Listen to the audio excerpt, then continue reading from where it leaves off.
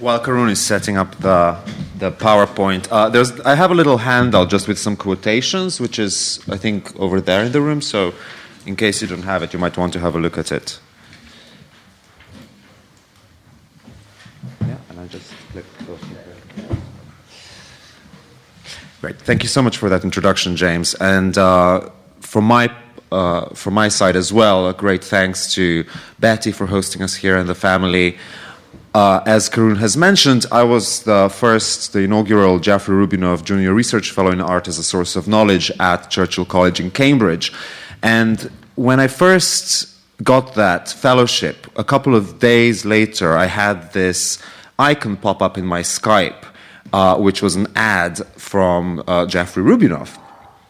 And I was sort of surprised when I saw that. And a couple of days later, I arranged and we had our first Skype meeting. And this Skype meeting went on for 2 hours and a half, I think.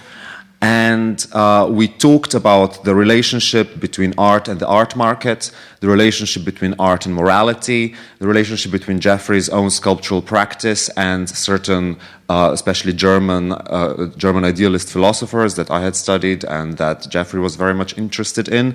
And so it was just this incredible revelation that the person who has endowed the fellowship, which I ended up being the beneficiary of, was not only an artist, but very much a kind of a philosophical artist, a thinking artist, an artist with whom I could have these incredibly rich and especially engaged conversations for as long as 2 hours and a half. You know, there was no small talk in that 2 hours and a half. I don't think anyone mentioned weather or, what time is it in your time zone or anything like that.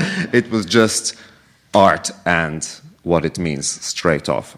So I hope that in our panel, which is the kind of the philosophy panel, we are going to talk about some of these ideas about what art is for in a way that is hopefully accessible, but which also actually showcases that thinking about art is an intellectually difficult and challenging thing, and that we can drill deep into these issues in a way that I hope Jeffrey would have enjoyed had he been here, were he here with us. So what I'm going to talk about in my talk is I'm going to talk about artist's conscience and what I'm going to call the hard problem of beauty, and I'll say a little bit more about what I mean with this term in a second. And I'm going to think through these issues with the help of the American philosopher and thinker W.E.B. Du Bois, who was heavily involved, of course, in the struggle for black liberation in the early 20th century, and who I'm going to think through really as a philosopher, rather than as a as a historian and a sociologist, which he also was. And then what I'm going to try and do is to bring some of these ideas in conversation with Jeffrey's own ideas and Jeffrey's own work. And partly I'm doing this because I feel that one way in which ideas are kept alive is actually by bringing them in conversation with others. And because I guess I, like James, am one of the speakers who have been exposed to these ideas of Jeffrey's, I'll try to do this. All right. Actually, I'll just grab the water over there. Thanks. So, our culture at the moment is at a highly politicized, political point. From music, TV series, art, films, I think there are so many pressing issues which artists are thinking about at the moment. They don't shirk from really bringing a variety of problems facing our societies into art. So from artists like Hito Sterl, who's a video artist talking about surveillance capitalism, to artists like Ai Weiwei and Anish Kapoor, who you see there on the top right corner, talking about refugee crisis, from Beyoncé embracing Black Lives Matter in her hip-hop videos, to TV series like Handmaid's Tale, based on Margaret Atwood's novel, tackling issues of patriarchy and feminism. It seems that artistic autonomy today is a dead position. Politics and morality, if you like, are regularly brought into all cultural expressions that surround us. So in this context, it seems that that artists' ability to express moral conscience seems almost limitless, right? Artists are encouraged to put their political leanings, what their conscience tells them is an important thing, into their work. But perhaps this raises a problem which I think was also something that Jeffrey thought of, which is the following. In the kind of public sphere that we have, one which is dominated by the art market, one in which museums and galleries and other media outlets are so free to express political messages, is what happens that these political messages become just easy go-to paroles that we can subscribe to, but actually don't live up to. So, for example, if you go to an art biennial, you will see all kinds of political messages strongly expressed. You might have a work like Ai Weiwei's over there, which arranges refugee jackets into these rings and suspends them on a fountain in front of the Belvedere Palace in Vienna. So this has a very strong message, sort of condemning the European treatment of the refugee crisis. But isn't it a bit too easy to go over there, to agree with this message, and to then go home and not think about it anymore? When art is so free to express a clear political idea, is the result that it acts a little bit like the confessional box in a Catholic church, if I think about my own upbringing, where you sort of go in there, you offload your sins, and then you're free to go and enjoy yourself. So I think this is a problem that shouldn't lead us to condemn political presence in art, but it's something that I think artists and curators have to negotiate and sort of struggle with. So, to think through that question, this question of how is it that art should express conscience or political or moral conscience in today's situation, I'm going to refer to some of the ideas of W.E.B. Du Bois. So Du Bois, of course, is one of the key thinkers in the first half of the 20th century from the United States.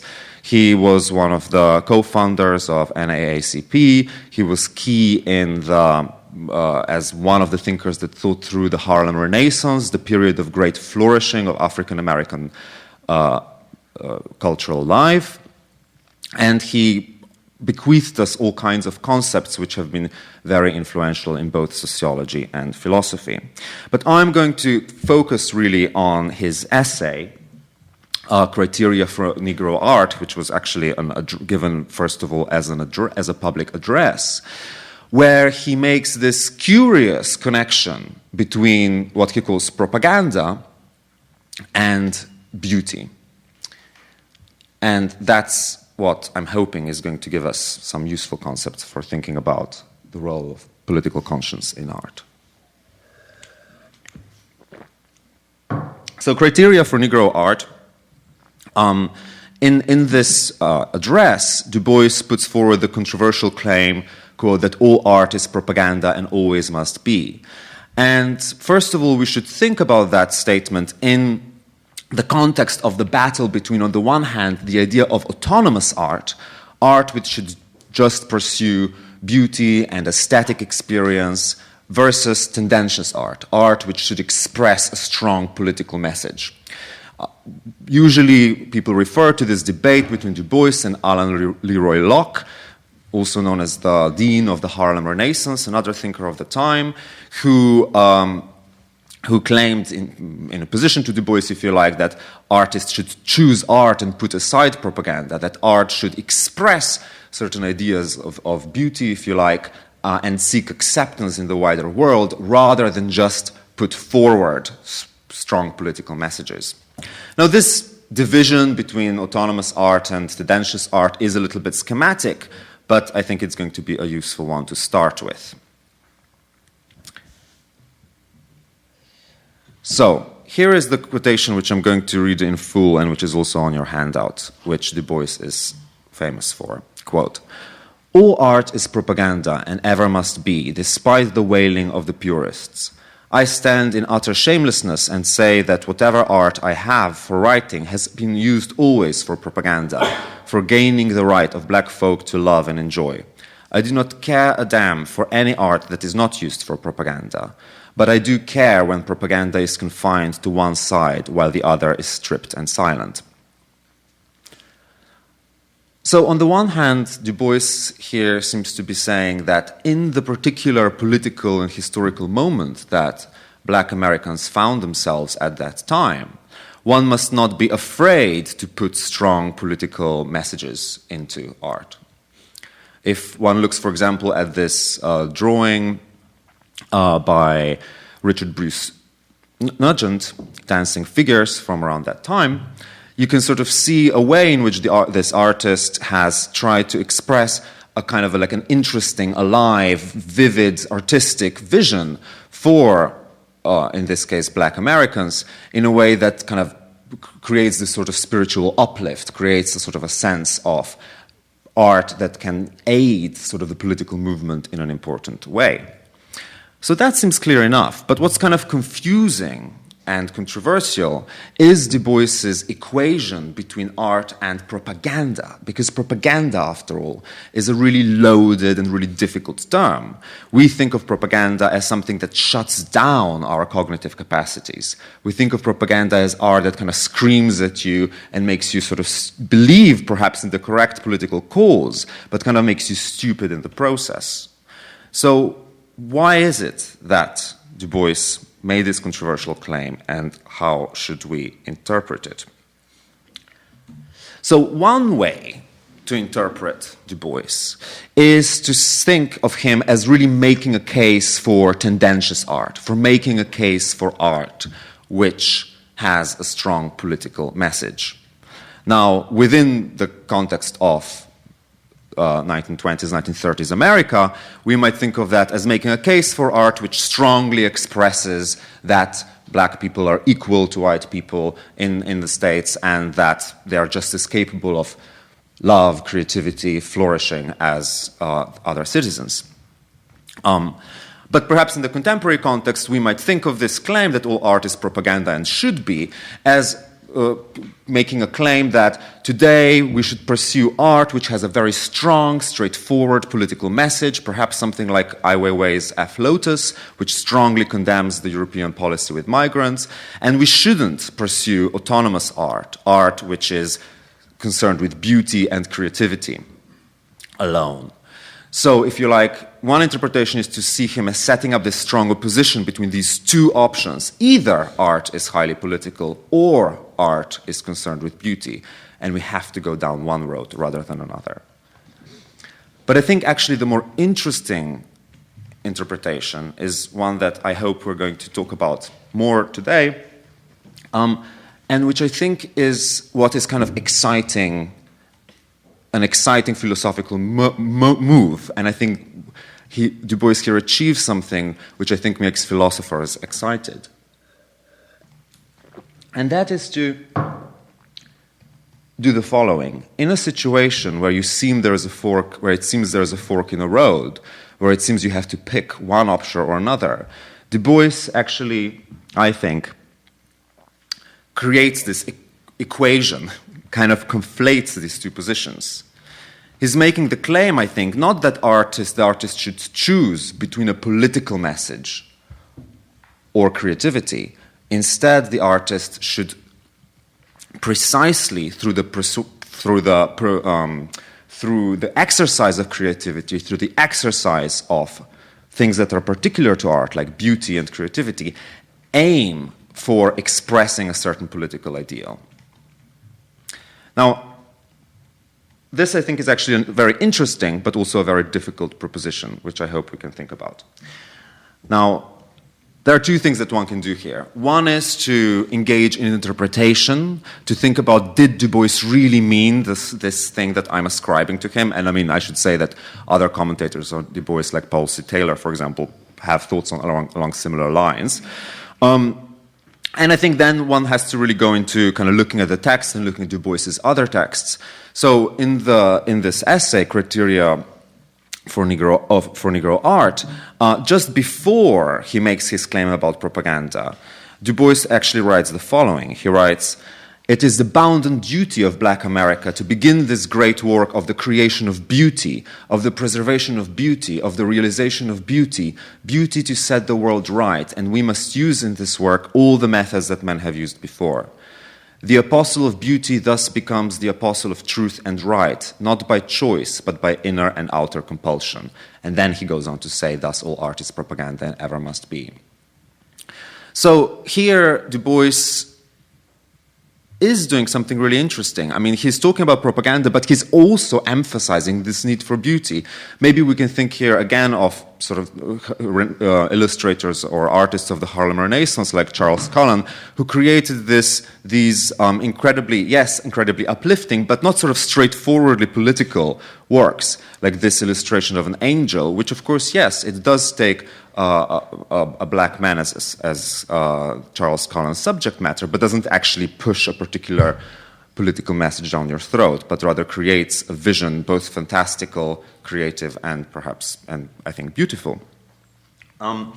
Okay, but before I kind of go in and explain how I think Du Bois solves this problem and how all of this connects to Jeffrey Rubinoff, I would like you to just take sort of 2 minutes and just talk to your neighbor about this weird idea. So if we say that it's precisely by pursuing beauty that art expresses a political ideal, what could that be? What could that mean? Does this ring true of any other artists or other political movements or philosophers that you've come across?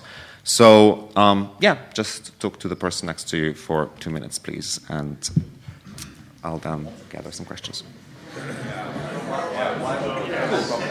I'll get some... Or what shall I do? Oh, yes. Okay, thank you, everyone. I want to continue now. Can I maybe just get a few, a little bit of kind of quick feedback of what, people have thought of? Maybe, I don't know, have I got a few hands? What? Am I not speaking English? Yeah, you are. Oh, okay. Well, don't do this to me. This is gaslighting, Karun. I mean, sometimes I do speak Slovenian and forget that. Okay, good. Whoa. Okay, so, I've had maybe some of the students could just say a bit what you talked to your neighbor about. Yes. Called it. Brian and I had a really interesting, albeit brief, conversation. In the article that we read, the larger article that you assigned for us to have a look at, he seems to quite answer at least the second part. He seems to have a particular political agenda in terms of the rejection of what might be considered black beauty by a dominant white artistic community. And his political mandate is, once we can inject into the canon or the universal of what's accepted as beauty, black beauty, that's part of his radical mandate. And Brian contributed, I think, a more sophisticated understanding of the first part of the question, precisely by pursuing that which is peculiar to art. And Brian defined that peculiarity as the equation of beauty and political, that they define and create each other in the medium of art in a unique way. And that was our conversation. Great, thanks. Anyone else? Maybe I've got another one. Yes? I had very similar thoughts, actually. I wrote down "Black is Beautiful," which was a slogan of the 1960s, and a very powerful one, which is all about the affirmational side of an African-American identity, and pointing towards the way in which the very corporal being of the African-American was demonized, derided, and so forth. Lynched, mutilated, etc., enslaved, and what a struggle it was to create a affirmative self-image, and through the power of the art, like Aaron Douglas and all these other fantastic artists of the Harlem Renaissance, that was very much on their agenda. And so I hadn't read this statement by Du Bois before, but it was. I'm going to use it in my classes. Thank you. Great. Super. Okay, I'll press on, but I'll pick up on both of these points actually very quickly. So, okay, now let me take kind of a leap of theoretical, philosophical faith, if you like. I'm still speaking English, right, Karun? Yes.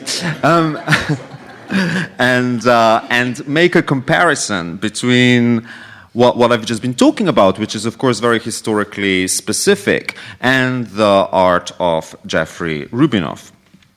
So I think that this, of course, within a completely different context, this same problem of how can it be that it is something which is prima facie, at the first look, beautiful and focuses your aesthetic experience, like Jeffrey Rubinoff's sculpture, could also have a political or a moral conscience expressed through it. So, of course, we have already mentioned Jeffrey's definition of art, quote, art is an act of will in accord with a mature conscience. And as James has so eloquently told us, Jeffrey had like many sort of strong political convictions and beliefs, which he did think about while he was making art.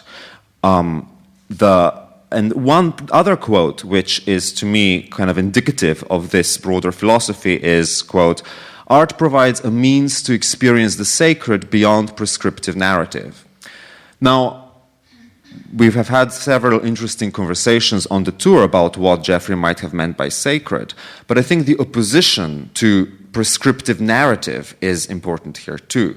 So it's not that art should express a political view by prescribing a particular narrative, by forcing a very articulate political message down your throat, by sort of saying, oh, you know, you look at this sculpture and this sculpture stands for opposition to nuclear deterrent, or this sculpture stands for a certain environmental message. But rather, it should lead you towards your ability to express that moral conscience through the aesthetic experience itself, through walking around the sculpture, through considering how it relates to the environment around it, and these kind of formal, if you like, beautiful considerations. So I think both Du Bois and Rubinoff, in different ways, are struggling with this difficult question. How could the experience of beauty provide the moral conscience with an opportunity to express itself? Okay, so what is the solution to this problem? Now, it's a complicated one. Or perhaps not. But I think many philosophers have thought about this problem in various ways, from Schiller to today, perhaps people like Rancière, Adrian Piper, who's a philosopher I study, artist philosopher I have studied a lot. But I think that Du Bois's own solution is likewise, is one which emphasizes the ability of humans, the ability of a particular people to find a flourishing kind of life through their engagement with beauty, through their engagement with particular visual stimuli. So here's a quote from his address to Fisk University. Life is more than meat. It is the free enjoyment of every normal appetite. Hence rise love, friendship, emulation, and ambition, and the ever-widening realms of thought in increasing circles of apprehended and interpreted truth. So, rather than think of art as propagandistic in a sense of encapsulating a very clear political message, what I think is going on here is that art offers you a kind of set of concepts, like a set of visual concepts, which enable you to articulate a flourishing life. To put it in a different way, it's not about art giving you a certain kind of message, but rather giving you a certain language, or perhaps, we'll talk about this later, a certain style, certain stylistic resources, to then articulate a positive message for yourself. Art is more about giving tools than it is about telling you what to do. So in the case of art of the Harlem Renaissance, we might think of these tools as ones that enable more specifically a kind of a positive image for black people in America at the time. And as Alan made this connection to the 1960s and to the kind of later movements around the civil rights and then the Black Power movement, perhaps, where black is beautiful was like an important slogan. But here, too, you have shapes, you have visual stimuli which enable you to articulate a more uplifted kind of life. In this case, I find Richard Bruce Nugent really interesting, who was actually an artist that W.E.B. Du Bois happened to dislike. But I think here, and he happened to dislike him because Nugent didn't make art which would sort of straightforwardly communicate ideas of sort of spiritual uplift. He didn't like the sort of slightly kind of sexual connotations, often also kind of homosexual or queer connotations of his works. But here you can see an image which is just two women playing in a sort of within the foliage, but which enables you to construct a really different kind of narrative for oneself than one would be able to construct with the visual shapes or visual, language which would have been available to African Americans in the 1920s before. You might contrast this, for example, with a propagandistic work like the much older Harriet Beecher Stowe's Uncle Tom's Cabin, which is a novel. But that novel, of course, does articulate a very strong political message, like black slaves should be lifted from their condition and incorporated into the society.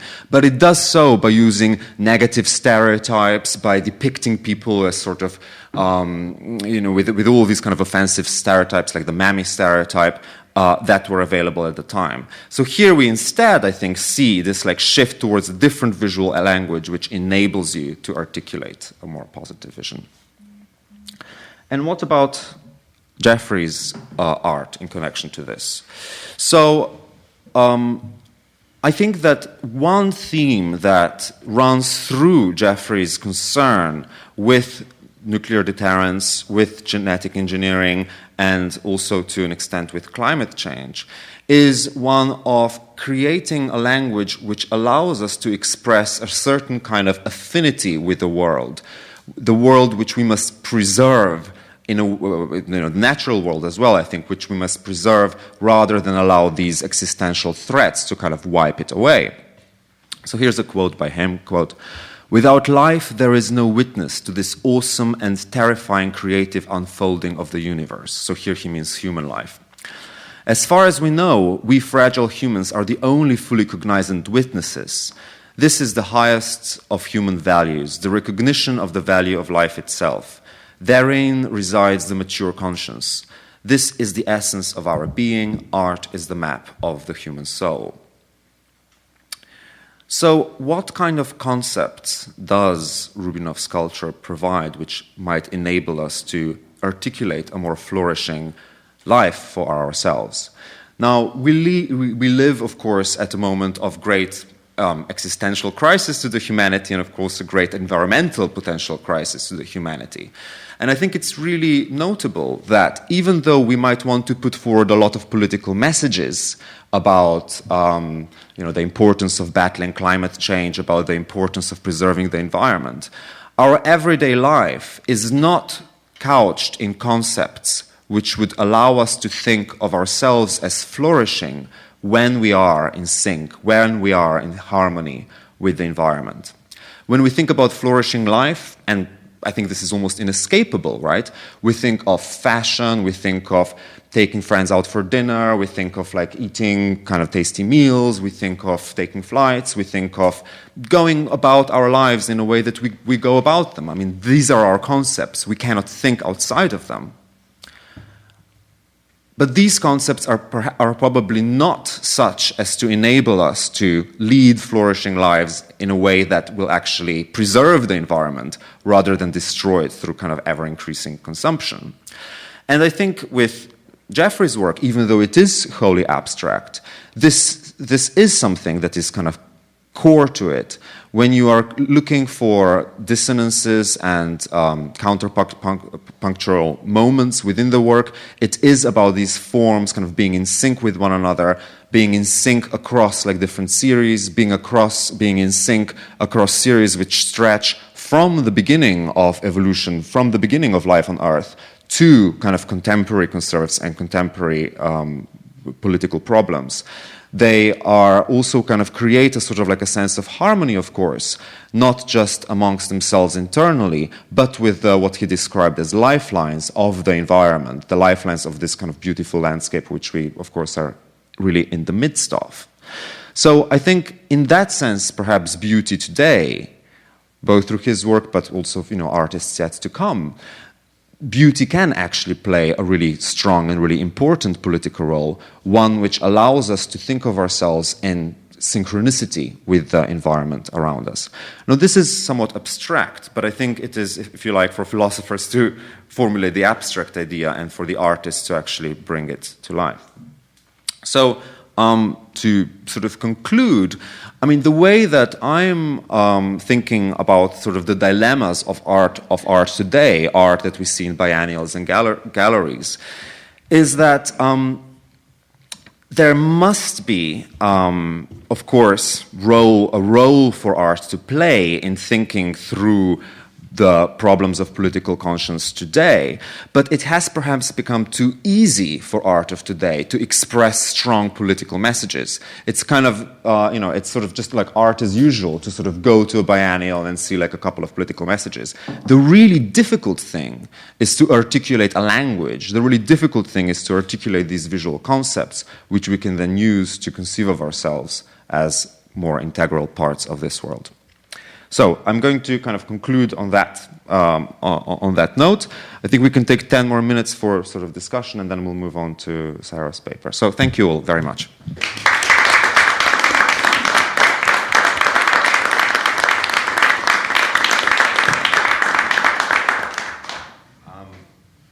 Do you want to chair me, James? Oh, yes, of course. Do we have any questions from anyone? Yes. Thanks, Vid, for your presentation. My question is that it seems that for Jeffrey and for the Bois, message or our idea is more important than art. So delivering our message is important. Why we should use art?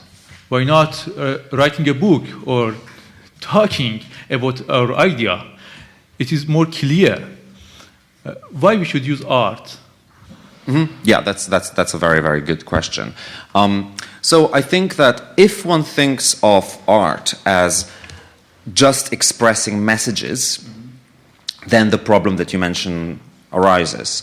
And I mean, Jeffrey was, as I think Charo will know as well, was relatively unsatisfied with certain forms of post-conceptual art.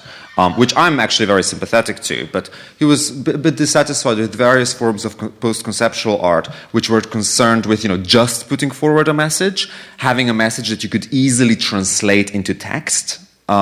So you might think, for example, of maybe it's a bit unfair on Ai Weiwei, because I also quite like him. But, for the sake of debate, right? I think with this piece by Ai Weiwei, I think the problem that you mention does arise. So here, this is on the left-hand side, Ai Weiwei is creating a work which has a very clear message, and the message is the refugee crisis is a terrible thing, and Europe hasn't done enough to help the refugees. Lots of refugees, of course, were dying on the shores of the Mediterranean Sea, and here are these life jackets arranged in these circles.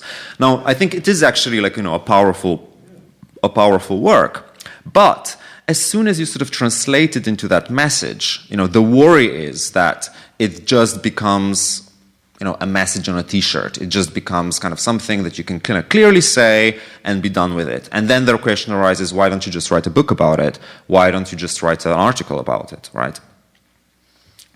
So I think that what both Du Bois and Jeffrey's art offer, in a way, is a way out of that paradox, is a way out of that problem, which is to say that the role of art is to, A, create like an aesthetic experience, is to create like a sense of beauty in some sense, right? So it's not just about the message, it's also about that like affective sense of things making sense, of being uplifted, of being kind of transferred into a realm of like fantasy and experience. And secondly, and this is what I try to kind of articulate, to kind of give, not so much to give you a message, but to give you like a means to articulating a message, to give you concepts to articulate a message. So, Jeffrey's art is not like, you don't look at this and you can't like straightforwardly just interpret it as, oh, this means that we should save the environment. No, I mean, there is no straightforward message like this. It's abstract, right? But what it does, I think, rather suggest is that it gives you an ability to think about yourself in relation to the world as something that's essentially harmonious, right? So it, if you like, it changes your dispositions. It changes your ability to organize the experience, rather than put forward a message. I hope that makes sense. Yes, James. And then Zach. How important is it that the message... James, use that. How important is it that the message which is expressed is something that we see as politically progressive, rather than cases where the art provides you a style with which you can express progressive ideas? Is that still valuable as well? Well, I think that the art that uses style which allows you to express progressive ideas is, better than art that gives you a style through which you can express, the regressive ideas, if you like. I guess art is, in some sense, open-ended, in a way that just a message is not, right? So there's nothing, preventing someone taking, this is what happened with, Nazism in many ways, right? They took art which was expressive of, ideals of corporeal beauty and, used it to express messages which are actually incredibly oppressive, right? So, I think it's a bit too much to ask, in a way, of art, or anyone, really, to kind of express ideas which are going to immediately save the world, if you like. All you can do, I think, is open up the conceptual space, which, then the community as a whole can use to move forward, if that makes sense. So I have what I think is a related question. So I was wondering could you just swap, how important is it for it to be beauty, necessarily, that is what is art's own, rather than something like form, or however else you want to dice up the territory? And is there supposed to be, the related part, I think, is there supposed to, the sort of positive valence of beauty, is that supposed to lead you to some of the more progressive promises that you're identifying? With the threat of, triumph of the will or whatnot. Yeah.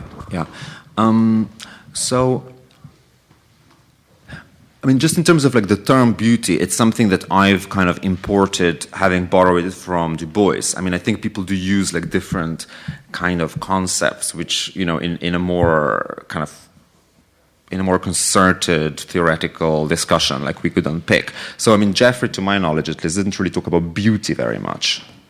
No? Not really.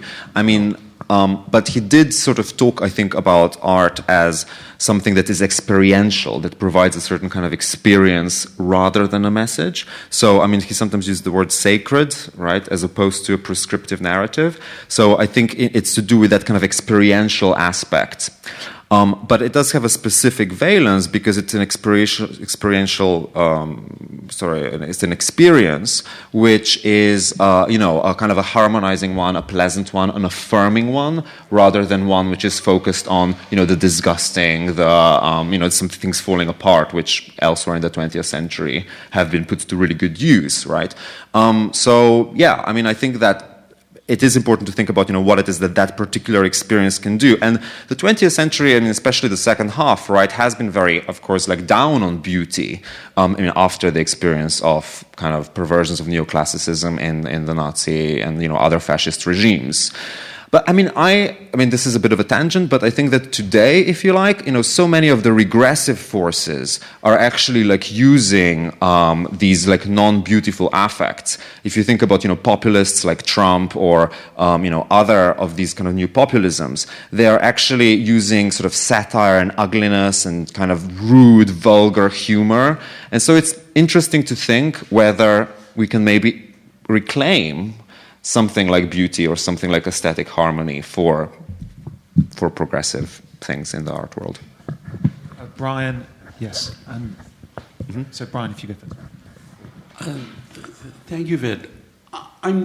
Given the monumentality of Jeffrey's work, I'm wondering how he would have understood materiality, the use of materials that are part of everyday existence, as an enabling form of accessibility to a different kind of visual experience, different kind of visual language, and that would that have been for him a way of connecting with that kind of inner and outer sacredness? What do you mean by everyday materials? Well, when you take a look at what's being used, metals, and that come from all different parts of previous existence.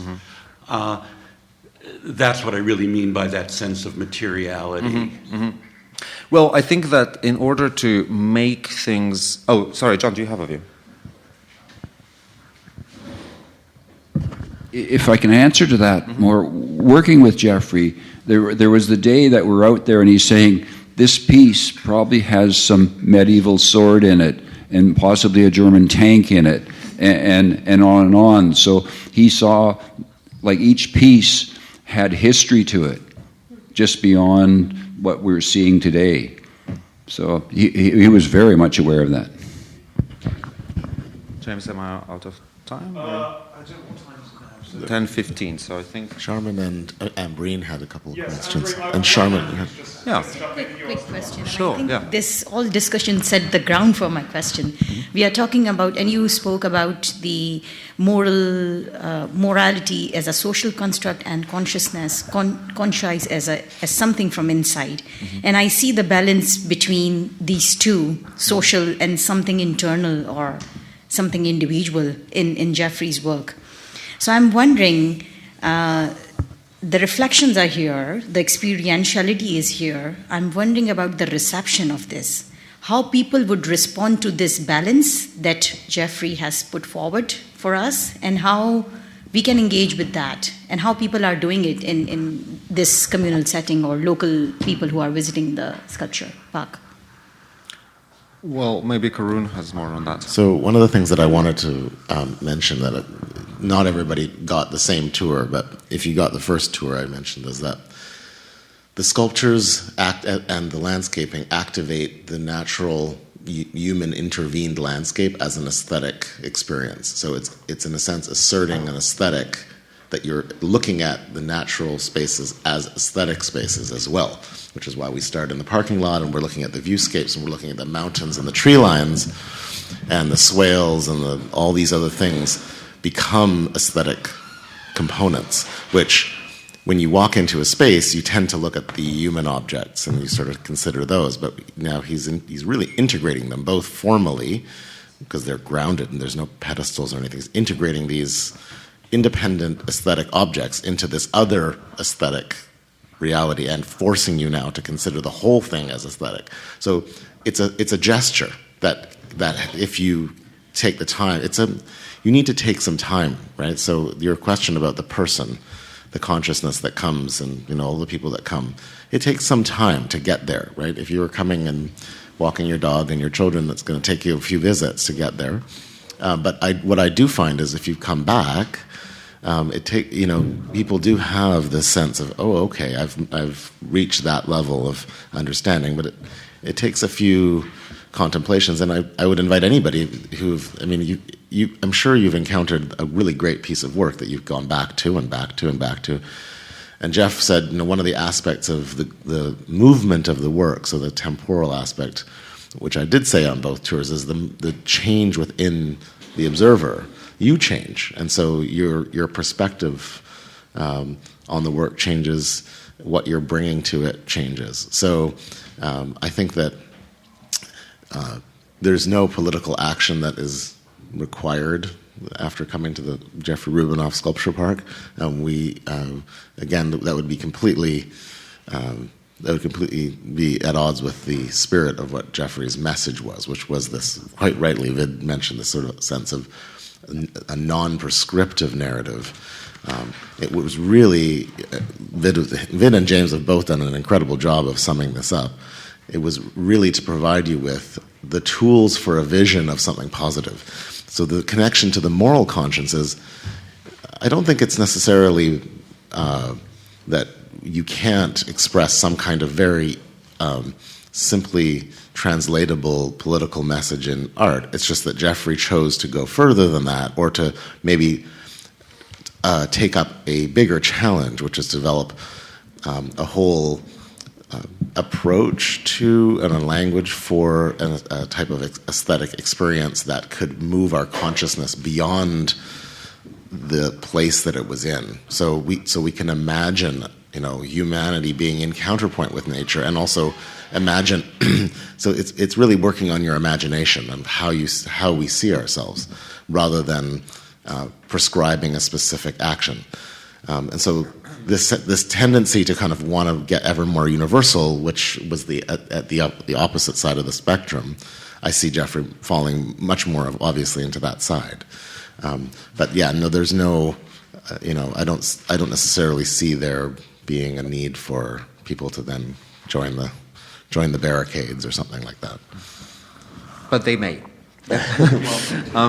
Okay, so I'll conclude my bit of the panel there.